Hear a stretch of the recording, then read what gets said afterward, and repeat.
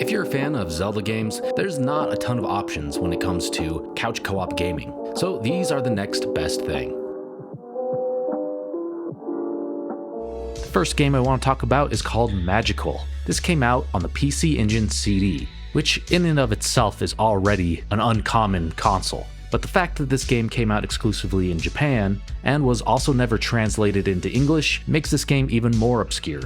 It plays like an action RPG, not unlike Legend of Zelda or Secret of Mana. You could play as this little wizard boy and a girl. Unfortunately, there's still not a fan translation of this game. There is quite the language barrier, which is kind of a problem, as there's a lot of text here. I've been able to mess around with this game a bit and kind of just stumble my way through, so the game isn't completely unplayable. And when it comes to the action, you definitely don't need to read anything. Hopefully we could see a fan translation in the near future. But yeah, this is a game I never hear anyone talk about, and I just love seeing co-op RPGs. And now for a Game Boy Advance game. Shining Soul 2. This is a top-down action RPG, and it's truly one of the best in the genre. I liked the original Shining Soul, but this one basically just took everything from that game and improved upon it in every way. From the visuals, to the combat, to the character designs, everything about it is better. So at the start of the game, you're able to choose your class, and you're able to play the game in up to 4 players co-op. I think the combat here is really solid, and I like the variety in characters. The visuals are really nice and colorful. When it comes to RPG games, I sometimes get overwhelmed with the options that you get to upgrade. There's just too many choices here, but I never really felt like that with this game. It's pretty straightforward. Shining Soul 2 is just a really great RPG, and when it comes to co-op RPGs, I think this is actually one of the all-time best. Now a couple of Game Boy games.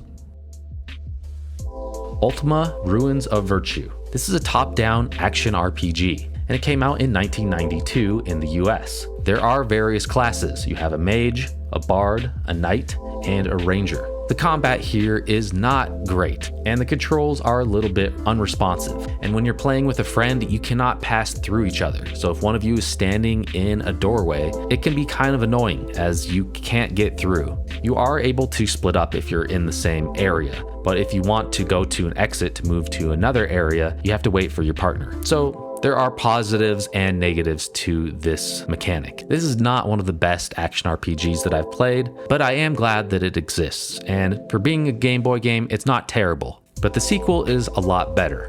So let's talk about that one. Ultima: Ruins of Virtue 2. Yeah, the visuals are better, and the controls are better, and the combat is way better. Just all around, there's a lot more polish here. It even has some kind of cool cutscene visuals. Like the original game, you have various classes here, and it's definitely a good idea to choose different classes between players. Like if one can focus on close combat and the other can focus on long distance combat. And like the original, you can split up and explore the dungeons separately. There's only a handful of co-op RPGs to come out in the 8-bit era, but this is definitely one of the best ones. Cat Quest 3. Now this is the second game in the series to have local co-op. So if you're familiar, it's basically like a dungeon crawler action RPG that you can play in 2-player co-op. And this one might be the best in the series. This is a really equal co-op experience, and the second player can join in from the very beginning of the game. They're also able to talk to NPCs, control the map, and do all the same upgrades that player 1 can do. And yeah, this is a game you really don't need to play the first 2. It's kind of just a standalone game. You're not going to miss any story. And even if you did, who cares? You're not playing this for the story, okay? It's just a cute, fun action RPG that you can play with a friend. And yeah, this is another one that you could definitely pick up and play with your family. Herc's Adventure on Sega Saturn. So this game also came out on the PlayStation 1. It's an overhead action-adventure game, and it was made by LucasArts. It's very similar to Zombies Ate My Neighbors, and you can play it in 2-player co-op. You're able to play as Herc, Atlanta, or Jason, and you're going to work together to try to defeat Hades. This is a game that I just need to spend more time with, but every time I play it, I really enjoy it. It's just a really unique experience with really great visuals. I love the pixel art and I love the color choices here. One thing that's really unique about this game is it's just one singular map. There's no load screens between areas. And when you die, you go down into the underworld and you gotta fight your way out and get to the exit to get back up. This is definitely one of my favorites on the Sega Saturn. The Last Dragon Slayer. This is a co-op Zelda-like. and it can be played with up to 4 players. This is a game that I don't hear a lot of people talk about. I love Zelda clones, and I really enjoyed this one. This one takes clear inspiration from early Zelda games, specifically the original Legend of Zelda. The combat is solid, the visuals are kind of low quality here, nothing really stands out or has a lot of originality. But if you're looking for a Zelda clone that's just pretty simple and fun to pick up and play, this one is definitely worth trying out.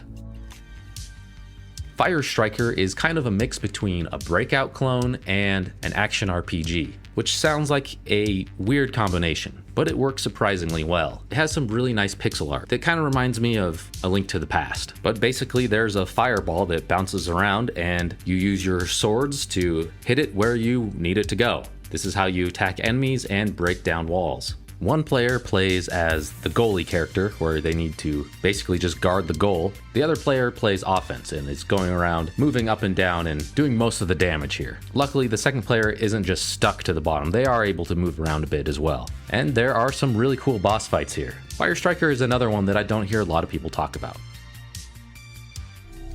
Knights and Bikes is one of the few modern games that we're going to cover on this list. It is published by Double Fine and developed by Foam Sword.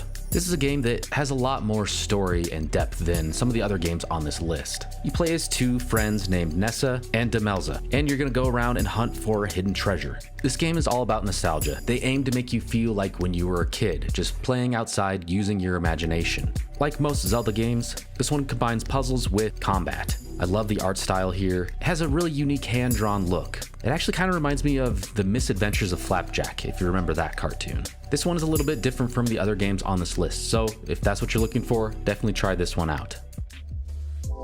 Skellboy Refractured. This one is another pretty unique Zelda clone. This is one that originally did not have co-op, but was eventually added in. This is another one with a really unique art style. Like a lot of Zelda games, this one focuses on exploration, although I don't think it's done nearly as well as most Zelda games. When we were playing this, I remember just getting lost numerous times and not really knowing where you're supposed to go, so keep that in mind. There are numerous upgrades you can get, and you can change out your equipment as you go. The unique feature here being your arms and your legs and your head can all be swapped out for different parts, so there's lots of customization available. Another downside, like I said, the exploration is kind of lacking, so you will have to do a lot of backtracking, and you just move kind of slow. I wish that there were more fast travel points. And another slightly negative point is player 2 can get lost off camera, and this kind of happened to us quite a bit. So despite all of the frustrating parts of this game, it's still definitely worth trying out, and it's a couch co-op game that I just don't hear many people talk about, so maybe give it a chance. Secret of Mana on Super Nintendo, one of the all-time best RPGs. It's an action RPG, but its main standout feature was the 3-player couch co-op gameplay. This was pretty much unheard of for console gaming back in the day. Not only that, but it's a huge story-based game, which also adds to the experience. There just weren't a lot of games where you can play through a huge world with your friends back in the 90s. Unlike a lot of the RPGs of this era, this one took an action RPG approach, somewhat similar to a Zelda game. But instead of just mashing the button to take out your enemies, you have to time it. This definitely added to the unique factor of this game as well. I can't say enough about Secret of Mana. You've probably all played it. It's definitely not a hidden gem or anything, but it was clearly inspired by Zelda in a lot of ways. Not only do I think this is one of the best action RPGs ever made, I just think it's one of the best co-op games of all time. And if you enjoyed this video, make sure you check out our other Couch Co-op Zelda Clones video. We put that one out over a year ago, but we talked about 10 other Couch Co-op Zelda-like games. Thanks for watching.